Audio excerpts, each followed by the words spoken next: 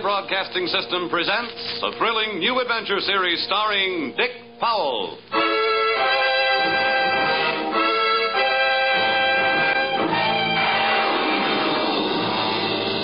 I'm an insurance investigator. My name is Johnny Dollar. What? You heard me, Johnny Dollar, and I can pad an expense account with the best of them.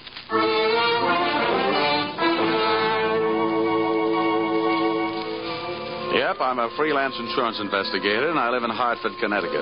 At least that's where I pay rent. My work sees to it that I really live anywhere, except at home. If you're interested in buying me Christmas presents, I take a size 42 suit.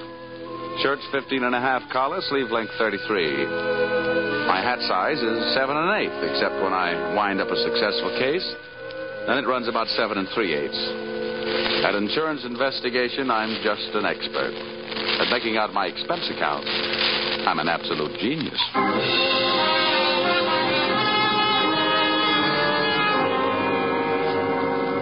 Expense account, submitted by investigator Johnny Dollar to Home Office, East Coast Underwriters, Terminal Building, Hartford, Connecticut. Attention, Austin Farnsworth, General Manager. The following is an accounting of my expenditures in the investigation of Milford Brooks III for your company. Expense account item 1. Cab fare to your office in answer to your original call, 75 cents. Tip to driver, $1. Expense account item 2. Shoe shine, 25 cents. You'll remember I got my shoes scuffed when I unsuspectingly walked into your private office. Milford! No, you must not, boy. Dollar! Jump away from that window. Don't you. Jump. No, you don't. Let go of me. Let go of me, you fool. No. There are better ways of making a big splash in life. Get away. Well, nice try, Sonny. Now pay attention to teacher. I didn't know I had it in me. Oh, goodness gracious, Dollar. Did you have to hit him so hard? I hope you haven't killed him. He isn't too strong, you know. Don't worry. There. Oh. Now, Mr. Farnsworth, would you mind telling me on whose head have I the dubious pleasure to be sitting? That, sir, is Milford Brooks III. His policy with his company is in the amount of $2 million. Wow. Yes. And the boy seems bent on committing suicide. Dollar, I want you to stop him. What do you want me to do? Threaten him with death? Anything. The conditions of his policy are such that we would be forced to meet with a claim in the event of his suicide. Oh, I say, Dollar, sitting on his head that way, aren't you in danger of smothering the boy? Smothering him doesn't worry me, but these crew haircuts don't make very comfortable cushions. I'll move down a little. Now, there. Okay. So far, I know this kid is insured for $2 million and that his policy pays off on suicide. What else? 1/2 hour ago, Milford Brooks walked into this office and changed the beneficiary in his policy. Then, sir, he proceeded to demand, not request, mind you, but demand a loan of $500,000. Quite a touch. When I explained to him that there were no provisions for a loan in his policy, he threatened suicide. Which would cost you $2 million. So all we have to do is keep him alive, huh? And he's managed to make that no small problem. His choice of a new beneficiary is downright frightening. One of the most notorious gamblers in the East. His name is Hatcher, Harold Hatcher. Ouch. Oh, do you know him? Sure. That kid's been a post office pinup boy for a lot of years. Well, that's the situation. I'm engaging you to protect Milford Brooks' future. Dollar, I want you to protect the boy. Give him something to live for. You know, an interest in life. An interest in life? Well, let's see. I know here. This should help. What's that you got there? Well, it's what's commonly referred to in the more successful of bachelor circles as my little black book. Oh. Well, now, let's see. Ruby? No. Her favorite expression is drop dead. Bernadine? No. She'd be the new beneficiary by midnight. Oh, dear. Here. Here's the one, Butter. Say, Farnsworth, would you mind passing me that phone? The one with the long cord? Oh, no. Lie still, Buster. My little friend here is showing signs of life. Here you are. Maybe you should let him breathe a bit more. Don't worry. He'll be all right. Hello. Oh, hello. I want to call New York. Yeah. Hudson, 24292. Dollar, you're not thinking of taking this boy to New York, are you? Well, I'm going there myself. You want me to keep an eye on him, don't you? Now, don't fret, Farnsworth. All is not lost. You do worry me, sitting on his chest that way. Hello? Hello, Butter? This is Johnny. Yeah, I'll be in town tonight. I want to see you. And look, here's what I want you to do. Yes, it's all right to say over the telephone. Yeah, I want you to reserve a table at the hatchery in my name for 10 o'clock tonight. Will you do that? Okay. I'll see you at your apartment in a few hours. But, honey, I can't make it any earlier. I'm sitting up on a sick friend. Okay, goodbye. I'm not sure that I agree with your methods. Huh? Ow! What's the matter? Did he hit you? Hit me? He bit me.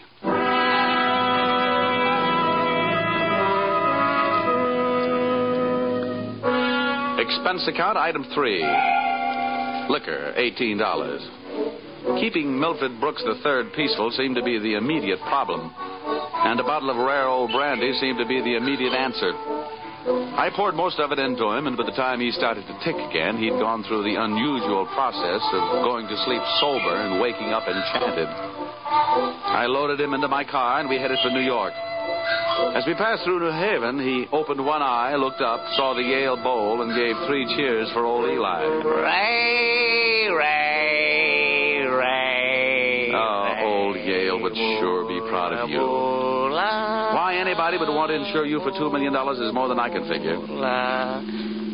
My daddy loved me very much, and my mother loved me very much. Now, that's nice. And not only that, but I love somebody very much. And not only that, but I hate somebody very much. That's interesting. You know something? Next to one other guy, I hate you more than anybody else. Oh, here, lover boy, it's the cocktail hour again. Time for your bottle.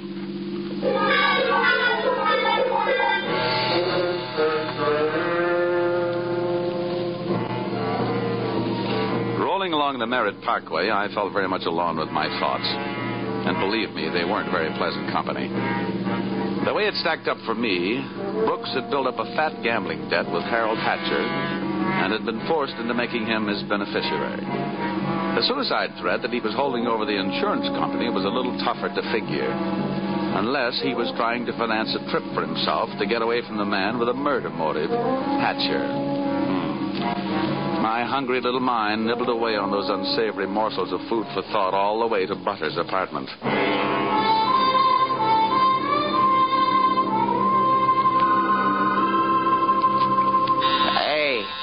Hey, where are you taking me? I want to go to New York. If you don't behave, Buster, I'll punch your ticket. Johnny, darling, welcome to New York. Well, that's the fastest trip I ever had. Quiet. Well, where did you find this? In a box of Cracker Jack. Let us in, dear. I don't know about you. Some men bring me flowers, some bring me candy. What do you bring me? A boiled owl and a Brooks Brothers suit. Pleased to meet you. Yeah, let's trot him into the bedroom, honey. You'd look more at home in the bathtub. Let me pull down the cover. All right. Now, come on, Buster. Lie down. Charm. That kid's liquor sure can hold him. How long have you been playing nursemaid to this bottle baby? Get behind that bar, sweet, and I'll tell you all about it. Sure. Horrible examples don't seem to bother you, do they? If you knew how that guy has been bothering me. What did he do to you? Well, let's just say he put the bite on me. Oh, gosh, the river sure does look pretty tonight. Bourbon and soda? Now, please, anything but brandy. I've been sniffing that second hand all the way from Hartford. Butter, see that big boat out there? Mm-hmm. Oh, I sure would like to be on it. With you, sailing off to faraway romantic places. Get with it, darling. That's the 125th Street Ferry. Oh. Here's your drink. Come on now. Tell Butter all about it. So, friend Bourbon and I proceeded to tell her all about it. It wasn't easy. Everything about her kept flagging down my train of thought. The longer she looked at me, the less I wanted of Milford Brooks III, and the more I wanted of beautiful Butter the first, and only. She was a sympathetic listener to my story until I gave her the answer to her first and only question. And where do I fit into all this? Well, baby, I thought you understood. My job is to give this poor misguided boy something to live for. That's you. Well. Now, honey, hold everything. Don't go getting your corn all popped. You misunderstand. I really mean it. I thought if he just got a look at you and realized that things like you exist, why, you'd make any man glad to be alive. Oh, come on now, Butter. Melt a little. I wouldn't let anything happen to you. You know that. Did I hurt you? Oh, no, I'm getting used to it. People have been taking pokes at me all day. I'm sorry. Ah, that's better. You want some more bourbon? I want some more you. Well, help yourself.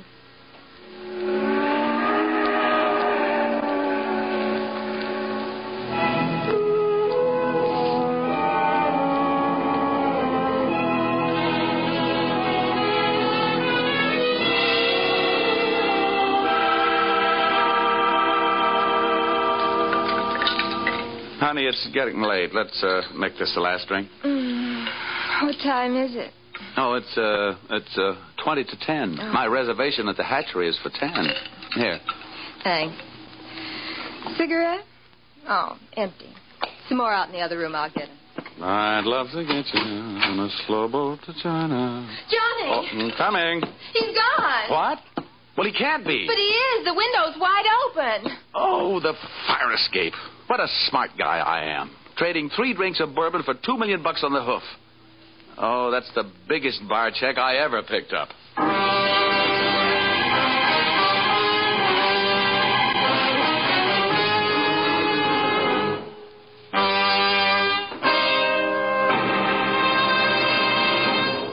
That's a big bar check for anyone to pick up. As a matter of fact, it's a bigger bar check than you've ever heard of anyone picking up before. And that should give you an idea of what to expect in the second act as you follow this new CBS series starring Dick Powell in the title role, yours truly, Johnny Dollar.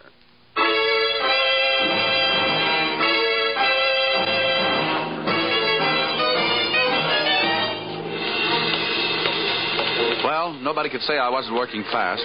I'd only been in town for an hour, and I'd already succeeded in losing Milford Brooks III. I spent another hour of his all-too-short life expectancy unsuccessfully shaking down the neighborhood for him. And then, feeling very much like a bloodhound that had flunked his sniffing exam, I went back to Butter's apartment.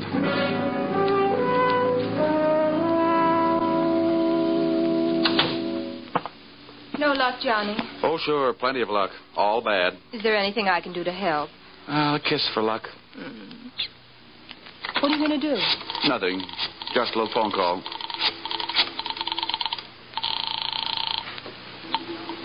Police headquarters. This is Johnny Dollar. Give me missing persons. Any particular one? Now, don't be a wise guy. Lieutenant Fisher. Yes, sir. Lieutenant Fisher. Fisher, this is Johnny Dollar. Hello, Dollar. Who'd you lose? One man, my mind, and if I'm not careful, my professional reputation. The guy's name is Brooks, Milford III. Got anything on him? Hold on. All right. Oh, don't look at me like that. It wasn't all my fault.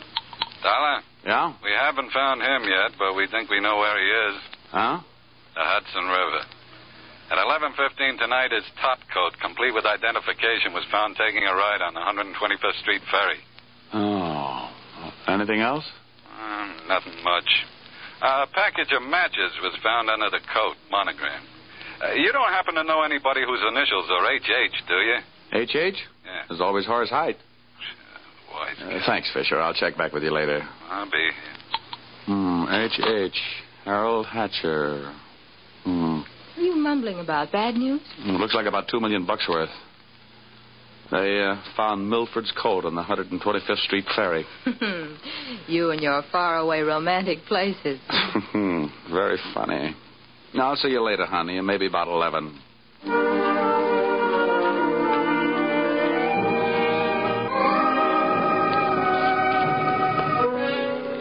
Expense account, item 4. Nightclubs. $28. Harold Hatcher's hatchery was in a cellar under a hotel, but the prices were high enough to rate a penthouse. The club was draped in too much satin, its lady customers in too little. The decor was French provincial, the music was Brazilian, and the food was from Dixie. The drinks looked weak and the waiters looked strong. All in all, the joint was a sight for sore eyes, for making them sore. The only pretty thing in the place was a blonde. She came strolling up to my table, her hips unconsciously sending subtle little messages back to the rumba band. She opened her mouth, slid her tongue over her lower lip, and let a few warm, soft words slide out. Looking for someone? Well, you'll do until the real thing comes along. Sit down. Thanks. I won't have a drink. Well, I didn't ask you. My name is Janelle. Janelle? Wow, it's a nice name. I understand you were asking about Mr. Hatcher. Well, I asked if he was in. The waiter said he wasn't. Do you know him? More than somewhat. What do you want to see him about? A mutual friend, Milford Brooks. Uh-huh. I know most of the quiet-clothes boys around here, so you want a cop. You don't look like the type that would be a society friend of the Brooks family, so what are you? I'll ignore that. Is Hatcher around? He might be. Well, then come on. Where's his office? The top of those stairs. Can I expect any trouble getting in? You won't have any trouble. How do you know? Because Harold sent me down here to look you over. Oh. I think you're all right. So, I won myself the good housekeeping seal of approval, huh? Keeping a house with you would meet with my approval. I ran for my life, at a slow walk up the stairs. When I located the door to Hatcher's office, I knocked once and went in. Come on in. Thanks. So I'm Johnny Dollar. I was hired by East Coast underwriters to protect the interest of a kid named Milford Brooks III. Now, what's that supposed to mean to me? You know him, don't you? Well, he isn't exactly one of my boozing buddies. How much money does he owe you? Yeah, we've got him on the books for a few bob. Why? They picked up his topcoat tonight on the 125th Street ferry. He wasn't in it. It might have been suicide, or it might have been a knockover. Made it look like a suicide. What's your choice? What do you get off asking me about my choice? Where were you between 11 and 11:30 tonight? What's it to you? I thought you might like to rehearse some answers. The law will be asking some questions real soon now. I don't know why I should tell you, but I was driving around in my car getting some air. Oh, now you'll have to do better than that. They found one of your match folders under Brooks' coat. You're out of your mind. Let me ask you. The kid owed me a couple of $100,000. You think I'm going around knocking off my own assets?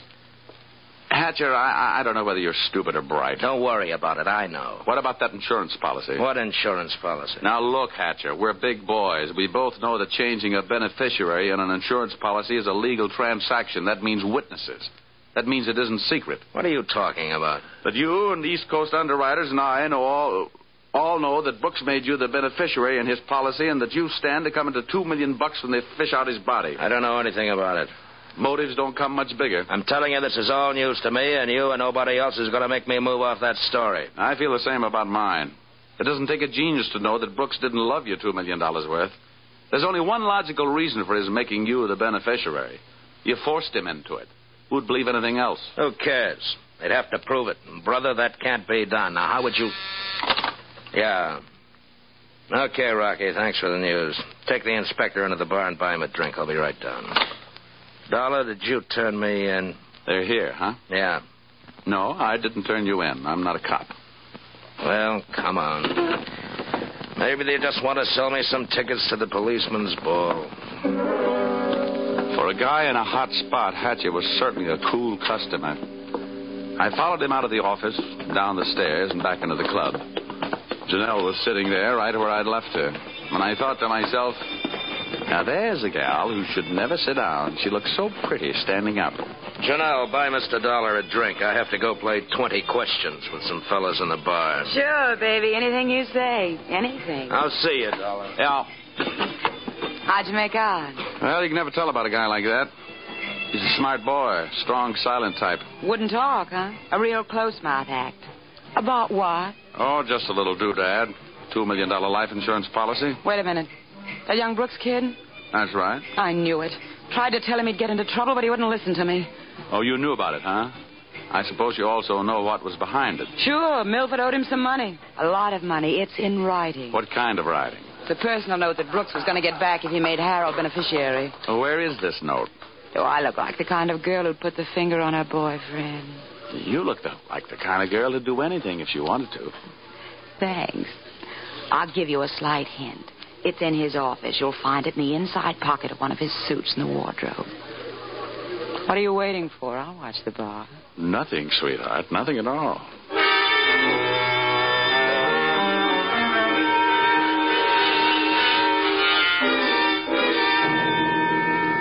Whatever reasons, Mr. Harold Hatcher's little female playmate was trying awful hard to send him up on a murder rap. And I was going to try awful hard not to let her down.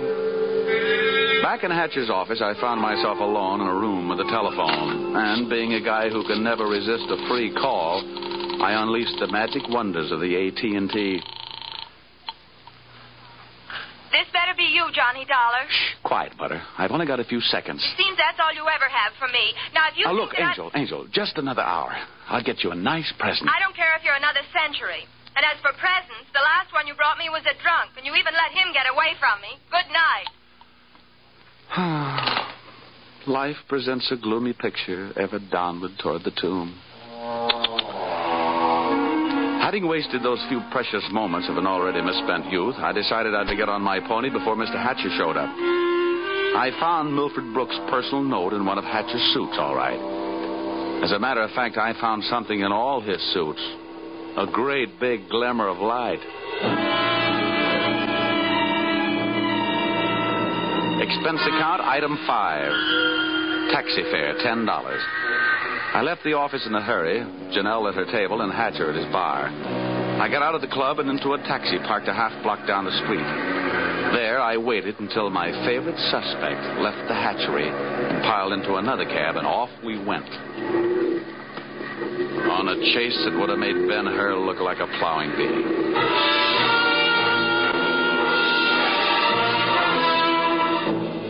We skittered over to Lexington and headed uptown. At 72nd, the cab turned right and pulled to a stop. My driver was on his toes, and his toes were on his brake. We stopped, too, half a block behind. You want us to wait, huh? No, here you are. Keep the change. Hey, thanks.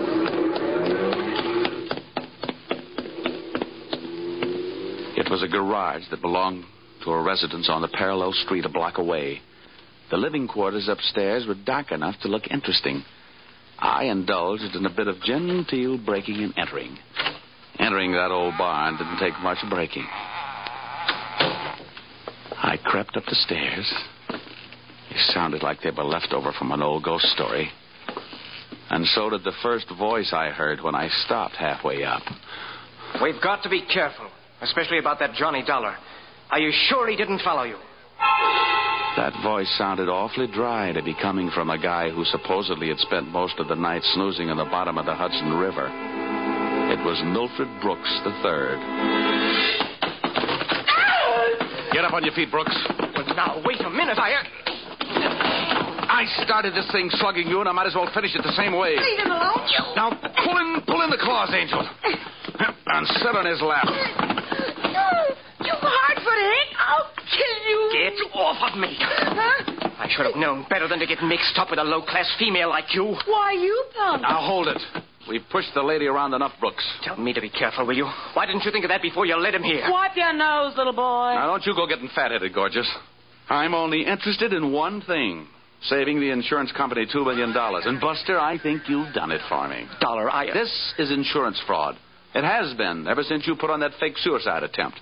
Trying to extort $500,000 out of the company. Dollar, wait a minute. Now, come on. We're leaving. You heard him, Dollar. Harold. Hatcher. He said, wait a minute. He wants to talk. Yeah, everybody wants to get in on the act. How did you get here? When the police in this town think maybe a guy's jumped off a ferry boat and nobody's seen him do it, they check the counters on the turnstiles at each end. In the case of Brooks, as many people got off that boat as got on. Well, it makes sense. They'd hardly hold a guy because somebody lost a topcoat. How did you know we were here? You know me, baby. You never go any place I don't know about. Okay, Brooks, you felt like talking. Now I feel like listening. Get it up. Well, I don't know what you mean. I know what you mean, Hatcher.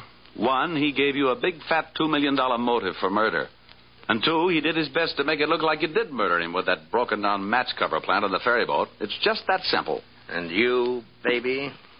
Harold, please. You put him up to it, didn't you, you cheap little muscler? Trying to get rid of me, will you? No, Harold. Now, calm down, Hatcher. You don't need any gun around here. They're tame. Well, maybe I'm not. Since so many people have gone to so much trouble to hand me a nice, easy way to make $2 million, maybe I'll just go ahead and make it. I'll show these amateurs how these things are really done. Come on, Brooks. How'd you like to go for a nice, cool, half-a-ferry boat ride? No, Hatcher. No. Look, it's her fault. I'll give you anything you... You're wrong, sonny boy. You're going to give me everything. No. No. You can't. Let me out of here! Brooks bolted for the door. Hatcher snapped a shot at him. And I hit Hatcher with a do-or-die tackle from behind. The gun flew out of his hand. No, you don't. I beat him to it and swung it straight into his skull.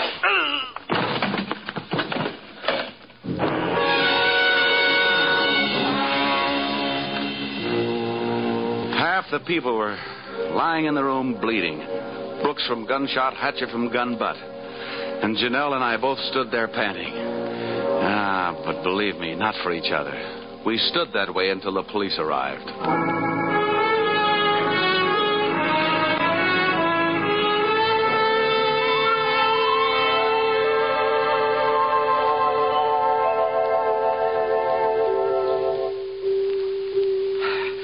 Dollar, it's beyond me. I sent you out to protect the life of a very important policyholder, and now where are we?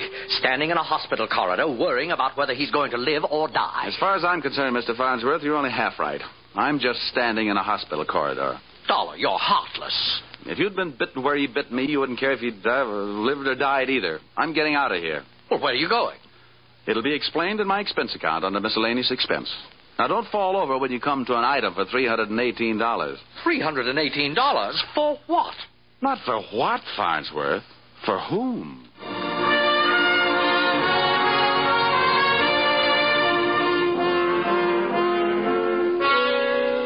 Expense account total. And it all adds up to a little matter of $1,182.23. Which you may say, Mr. Farnsworth, is a lot of money for one man to spend in 2 days.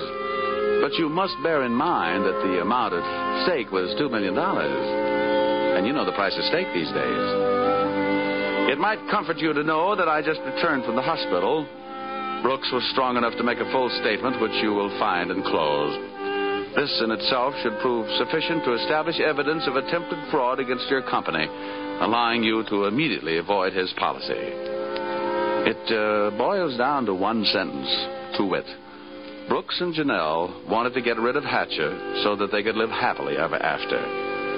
Knowing those two, they never had a chance. And oh, yes, that that miscellaneous item, the one for $318, it was a bracelet for a certain party who made this special investigation for me very special. Oh, if you want a receipt for this item, I'll send you a lock of her hair. Yours, truly, Johnny Dollar.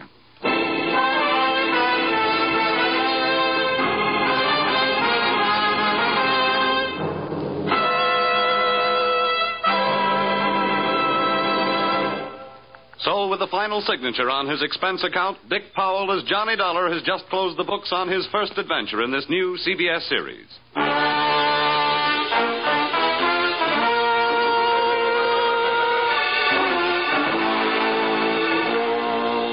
Be sure to tune in again next week when the expense account covers Special Investigation Singapore.